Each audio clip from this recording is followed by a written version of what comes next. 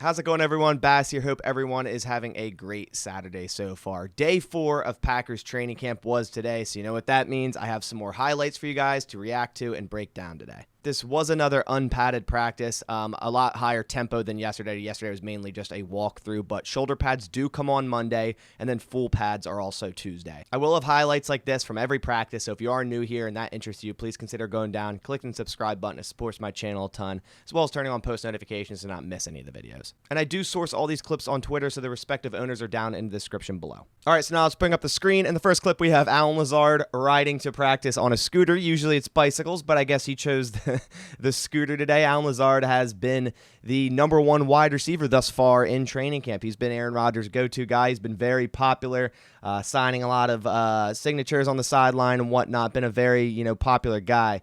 And Allen Lazard will, I think, be the #1 wide receiver this year on the Packers. And then we have Matt LaFleur rolling in on the bicycle. I don't know if he's done this in years past. Usually it's just the players, but Matt has been doing this the past couple of days. So awesome to see him doing the dream drive as well. Now for some rehab clips, and first up, we have David Bakhtiari going through some rehab, and this is good news because this is the first time we've seen him actually doing something in the rehab group all of training camp, so really good to see this. I do have high hopes for David Bakhtiari to start week 1. It seems from what he's been saying, he's very optimistic to play soon, and this just echoes that. He's finally back in the rehab group. I know it's just the rehab group. I know it's just tiny little drills, but hey, it's something, so we can be happy for that. And here's another clip of David Bakhtiari, and he looks like he's moving pretty well. I know the issue wasn't a structural issue in his knee that he stated back in January, that his ACL and meniscus, they're structurally fine.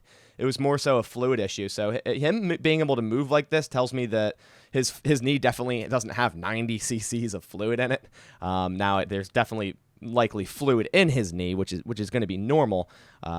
I think Brian Bulaga, when he tore his ACL, had between 20 and 30 cc's of fluid. So if he's around that mark, that's a lot better than last year, when after the Detroit game he had like 87 cc's, and before that he had like 96, something like that. Just ridiculous. So it looks like that's getting better. Thank God. And here's a clip of Elgton Jenkins doing a little drill to work through his left steps here. Looks like that leg sleeve is rolled up on that left leg. Maybe he's trying to do it without it.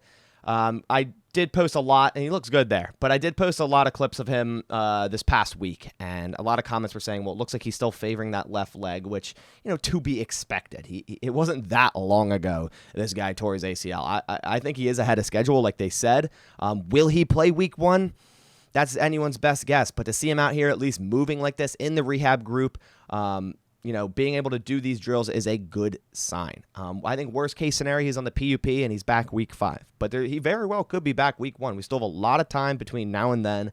And if he keeps this up and keeps progressing, who knows? And here's a clip of Robert Tonyan also in the rehab group doing some quick cuts and a catch. And those cuts look really, really good for a guy that tore his ACL. I know him and Kylan Hill are kind of the two guys that are ahead of Bakhtiari and Elgton Jenkins. They also are skill positions, so it's a little bit different. But I also have high hopes of him playing week 1. I said this a couple weeks ago. Then he got, started on the PUP to start training camp, which was a little concerning. But I think he looks really good here, and I think he might be activated onto the 53 here soon, and he might be going into team drills and individual drills. We'll see what happens, but he does look really good here. Getting Robert Tonyan back would be huge for this offense for sure. In this clip, we have the man of the week, Romeo Doubs, running a nice zig route here, looking super quick on his feet. He's been doing so well these past 4 days in training camp. I'm just super excited for him. Obviously, the pads aren't on yet, so that's a big thing, right? The shoulder pads aren't on, and lower pads aren't on as well. So they come on Monday and Tuesday. I want to see if that production continues, because that's going to be a big telltale sign. And then, of course, going into preseason, going against actual full-speed NFL cornerbacks in preseason games will be a big test as well. But so far, he has passed the test. Romeo Doubs has stepped up to the plate in the absence of Christian Watson and Sammy Watkins, and has really impressed a lot of people. I know a lot of people were saying he was going to do this, so shout out to anyone that's been talking up Romeo Doubs the past few months. You deserve the credit there for calling this one, but Romeo Doubs been so impressive lately. In this clip, we have Aaron Jones running a little out route out of the backfield. Aaron Jones, the running back, or should I say wide receiver as well, because, this dude's going to get a ton of targets. I keep saying he's going to get a ton of targets, a ton of receptions this year.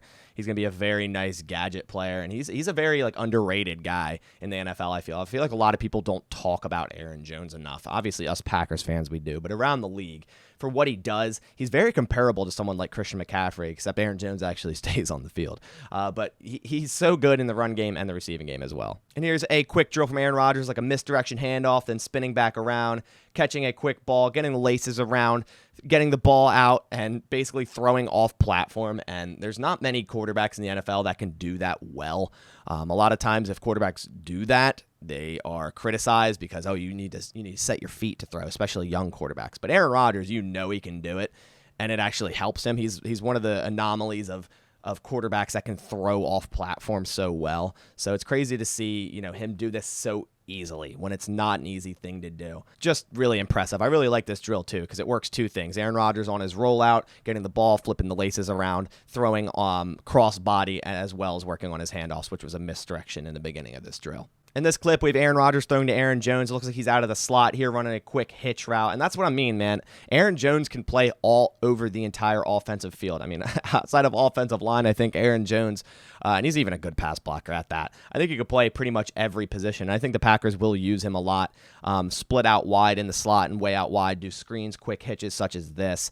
They did that a lot in the past few years, and I think they'll do it even more this year in the absence of Devontae Adams. Quick screens with Aaron Jones, A.J. Dillon, pretty much spread them out as a wide receiver and wait for the mismatch to happen. Wait for the linebacker to get lined up on Aaron Jones and then say, okay, well, there's our read. And I think that's going to happen a lot this year. And then here we have a clip of third-round rookie Sean Rhyan out of UCLA. I know a lot of people have been asking for anything about Sean Rhyan. The one thing is he has been working with the twos at right guard, and that's kind of been it. He is a guard in the NFL, in my opinion. I don't think they should even work at putting him at tackle. I think they should full-fledged Sean Rhyan, you're a guard, work on that because I think he will be a great guard in the NFL. So he's been working with the twos so far, but I agree with a lot of people saying that I think he will end up starting this year at some point, whether that be through injury or poor play by someone else. I think Sean Rhyan will see snaps this year. This dude's a beast. I think he's one of the best maulers in the entire draft class, and I really liked the pick in the third round. Really hyped for Sean Rhyan. And for this last clip, I have Rasul Douglas and Ennis Gaines doing a little backpedal then breakdown drill. Rasul Douglas makes the catch there. Man, like this time last year, Rasul Douglas was on a practice squad, and that's so wild to me that in such a short stint and a switch of teams and coaching that all of a sudden this guy is, a star player on the Packers defense, a Pro Bowl cornerback from last year, and really stepped up in Jair Alexander's absence. Like I've said it many times, this cornerback room I think is the best in the NFL, at least for the top three guys, Jair, Stokes, and Rasul. Super excited for this defensive back room. I think they're going to prove big things this year. But those are all the highlights I have from day 4 of Green Bay Packers training camp practice. And if you did enjoy the video, if you could please leave a like down below. It supports my channel a ton. Appreciate all the new viewers and subscribers as well as the people returning over the past few days. But that about does it for this one. I'll catch you on the next one. Thanks for watching, and as always, go Pack Go.